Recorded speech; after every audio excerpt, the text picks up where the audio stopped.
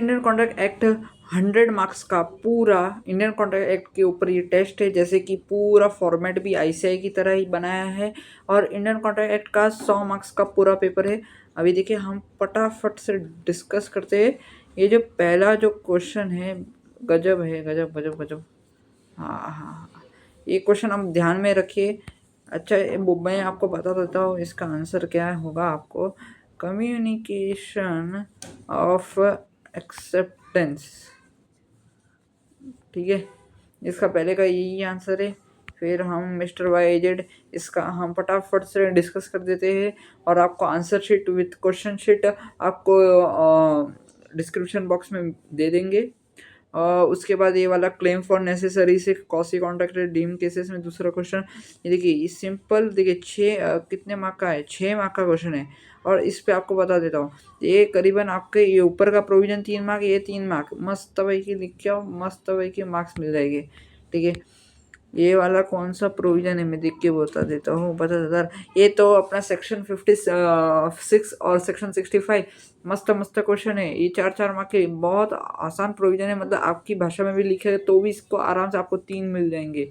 इसके लिए मैं बता रहा हूँ, ये वाले ऐसे क्वेश्चन करके जाओ। ये जितने, ये पूरा पेपर भी अगर आपने कर लिया तो भी मैं बता रहा हूँ, अगर कॉन्ट्रैक्ट एक्ट से कुछ भी आया तो 40 में ये 100 मार्क है ना, और कॉन्ट्रैक्ट एक्ट का पूछा जाता है कुछ 45 मार्क्स का, उसमें से आपको करीबन 25 मार्क तो फिक्स है अगर आपने ये पेपर किया तो, ठीक है।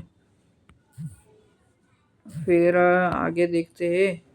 समटाइम्स अ डेटर और सेवरल डेब्ट्स, ये सेक्शन 59 है। हाँ, क्योंकि अप्रोप्रिएशन ऑफ पेमेंट्स में आप जाओगे 4.9 वाला ही शायद से, ये देख लीजिए, आप फटाफट से कर लीजिए।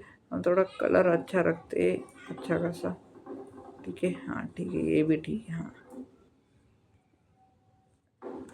ठीक है, ये वाला करके जाओ।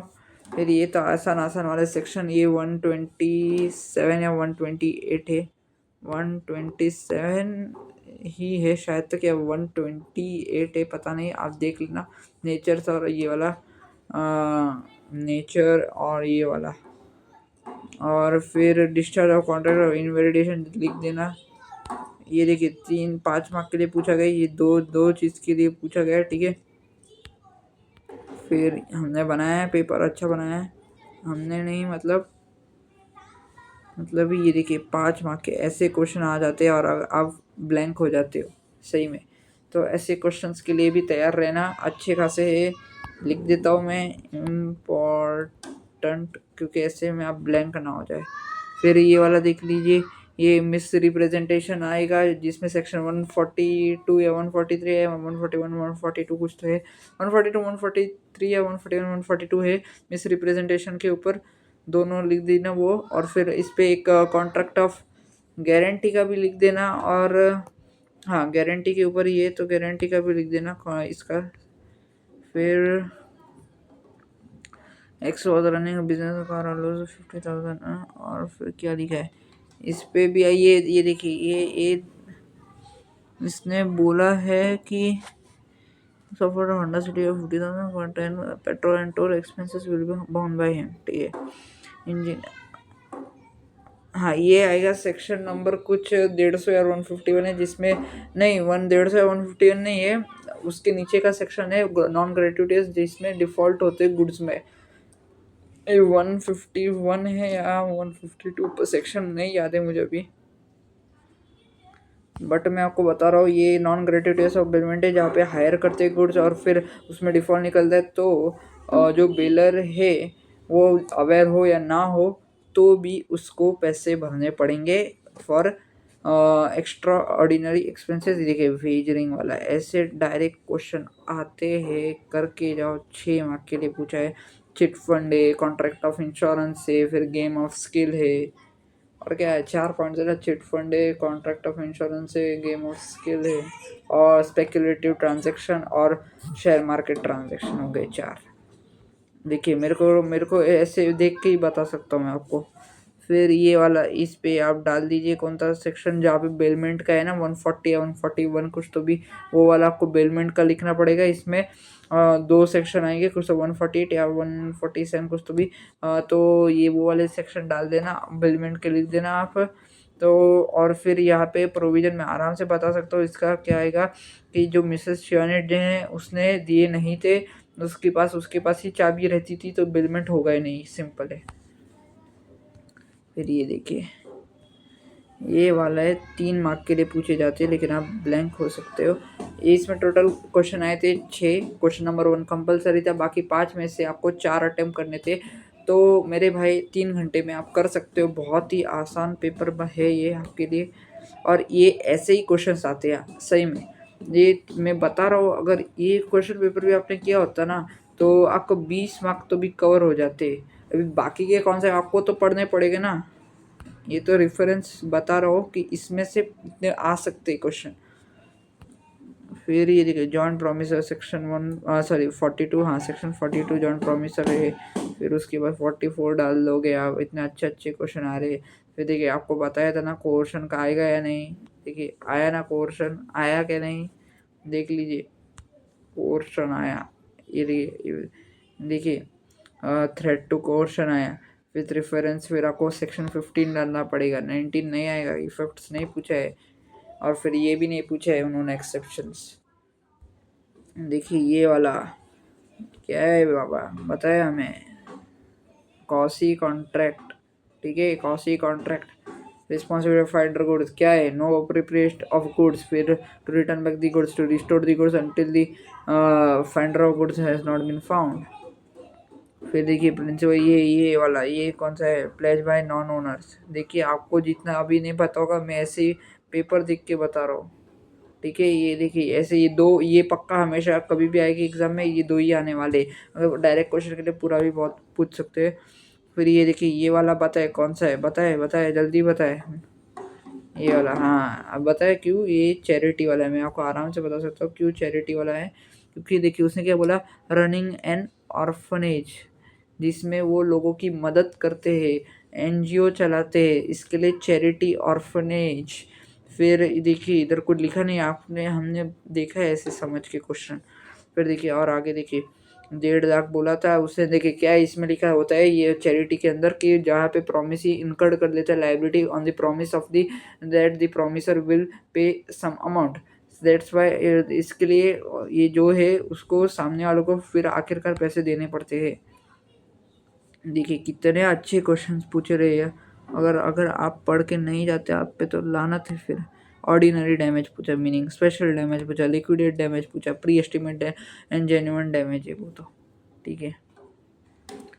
फिर ये देखिए ये यूनिट 2 से पूछा गया है, अगर आपको नहीं आता है बहुत शर्म की बात है, 4 मार्क के लिए पूछा है, बहुत आसान आसान क्वेश्चन है। फिर ये वाला तो नॉर्मल अपना यूनिट 6 का भी लिख सकते हो, कॉसी कॉन्ट्रैक्ट है। फिर आप responsibility of finder of goods unit 7 से नहीं यूनिट 8 से भी लिख सकते हो बिलमेंट में, लेकिन यहाँ पे ऐसा कुछ बताया नहीं है कि बिलमेंट हुआ है। हाँ यूनिट 8 का ही है बिलमेंट में, रिस्पॉन्सिबिलिटी ऑफ फाइंडर। बिलमेंट में क्या होता है कि कॉसी क्योंकि बिलमेंट में, हाँ बिलमेंट में रिस्पॉन्सिबिलिटी फाइंडर ऑफ गुड्स है, यूनिट 6 में भी है, तो आप उस दोनों का रेफरेंस दे सकते थे। ये देखिए ये वाला बहुत ही ठरकी क्वेश्चन है, मैं बता रहा हूँ बच्चे गलती करते, मुझे पता है बच्चे आते बोलते इसमें गलती हुई है, बाकी किसी में गलती नहीं होती है, बस ये वाले जितना एरो मार रहा मतलब वेरी मच इम्पोर्टेंट, ये वाला वेरी वेरी मच, ठीक है बहुत ही ज़्यादा इम्पोर्टेंट है। क्वेश्चन 5th मार्क करके रखो, बहुत इम्पोर्टेंट है ये वाला। इसका भी जवाब मैं बता देता हूँ, सेक्शन 55 है unit 4, time is essential, time is essential, आप देख लीजिए वैसे, ठीक है। क्वेश्चन नंबर 6 ये पूरे पेपर में इजी था, देखिए आसान आसान से क्वेश्चन पूछे गए, मस्त पेपर था। अगर आपको नहीं आ रहा है, आपकी नॉलेज में कमी है, मैं बता सकता हूँ बहुत ही आसान क्वेश्चन पूछ रही है। देखिए मैरिज ब्यूरो ने नहीं, मैरिज ब्यूरो सिर्फ इन्फॉर्मेशन देता है, वो पूरा वो शादी कराने का काम नहीं करता, ठीक है। फिर ये देखिए, ये तो अग्री नहीं हुआ, सुपर विनिंग इम्पॉसिबिलिटी और अनसर्टन हो जाते कॉन्ट्रैक्ट। तो फिर ये देखिए गुडविल हुई, ये पूरे मतलब हमेशा के लिए तो नहीं रोक सकता ना। अनसाउंड माइंड देख लीजिए, अनसाउंड माइंड देख लीजिए, ठीक है। टाइप्स ऑफ ऑफर बताए, जल्दी बताए। ये देखिए, ये कितना आसान क्वेश्चन पूछे उन्होंने। टाइप्स ऑफ ऑफर जल्दी बताए हमें कितने। हाँ ठीक है, हमें आता है sir. Types of offer, general offer है सर, स्पेशल ऑफर है, फिर क्रॉस ऑफर है, काउंटर ऑफर। जनरल ऑफर में क्या है, Carlill versus Carbolic Smoke Ball है। और स्पेशल ऑफर में क्या है, बोल्टन वर्सेस जॉन्स है सर, ठीक है। रोहन, ये तो अग्रीमेंट और रिस्ट्रेंट ऑफ ट्रेड है, अगर नहीं आ रहा है तो आपके ऊपर लानत की बात है, सही में कल कर दो थोड़ा, अभी भी टाइम है पढ़ाई करने का। बहुत आसान आसान क्वेश्चन आते हैं, ऐसे ही क्वेश्चन आएंगे। देखिए विंडिक्टिव डैमेज पूछा गया है, अगर आपको नहीं आ रहा है मेरे भाई पढ़ के जब। विंडिक्टिव डैमेज में क्या है, एक्चुअल नहीं, एक्चुअल नहीं, उसमें ब्रीच है बाय ऑफ मैरिज का, तो उसकी वजह से फीलिंग होते इंजर्ड किसके, जिसका हिज और हर के। और फिर ब्रीच होता है जब मैनेजर रॉन्गफुल डिसऑनर करता है कस्टमर का चेक, उससे कस्टमर की रेपुटेशन ख़राब होती है, क्योंकि कस्टमर जब बिजनेसमैन होता है तभी वो पेनिकुलरी लॉस ले सकता है। पेनिकुलरी लॉस हो गया ना तो भी वो एक्स्ट्रा अच्छे लॉस ले सकता है। और फिर क्योंकि वो बिजनेसमैन है उसकी रेपुटेशन ख़राब होती है, और फिर उसके लॉस ऑफ क्रेडिट हो जाते हैं। और फिर अगर वो बिजनेसमैन नहीं है और वो नॉन नॉन ट्रेडर है, तो वो भी अगर वो स्पेशल सर्कमटेंसेस में है, स्पेशल डैमेज में लिखा है, तो ही उसको मिलने वाले हैं। देखिए विदाउट पढ़े बगैर भी बता रहा हूँ मैं, ख़त्म हो गया। बस यही पेपर था अच्छे से। मैं आपको इसकी लिंक दे दूंगा डिस्क्रिप्शन बॉक्स में, और प्लस सॉल्यूशन शीट भी दे दूंगा रेफ़र करने को। अच्छे से कीजिए प्रिपेयर। Bye bye.